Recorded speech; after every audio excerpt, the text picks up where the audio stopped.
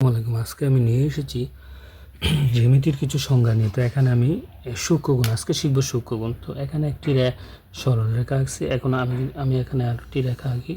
যেমন এটা হচ্ছে সূক্ষ্মগুণ, মানে সূক্ষ্মগুণ হচ্ছে 90 ডিগ্রির চেয়ে ছোট কোণকে সূক্ষ্মগুণ বলা হয়। যেমন এখান দিয়ে যদি আমি আরেকটি লম্ব অঙ্কন করি, যেমন এই পুরোটা হচ্ছে 90 ডিগ্রি, এই পুরোটা হচ্ছে কি 90 ডিগ্রি, আর এটা হচ্ছে 90 ডিগ্রির অর্ধেক। এটা আমি ধরে নিই 45 ডিগ্রি। তো 90 ডিগ্রির চেয়ে ছোটো কোণকে বলা হয় সূক্ষ্মকোণ। তার মানে সেটা 90 ডিগ্রির চেয়ে ছোটো, যেমন এটা আমি ধরে নিয়েছি 45 ডিগ্রি, তাহলে এটা আমি সূক্ষ্মকোণ ধরে নিতে পারি।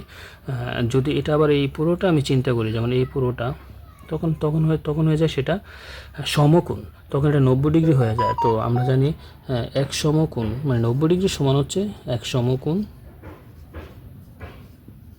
আর 90 ডিগ্রির চেয়ে ছোটো কোণটা, যেটা 90 ডিগ্রির চেয়ে ছোটো কোণটা, সেটা হচ্ছে সূক্ষ্মকোণ। সেটা কি সূক্ষ্মকোণ।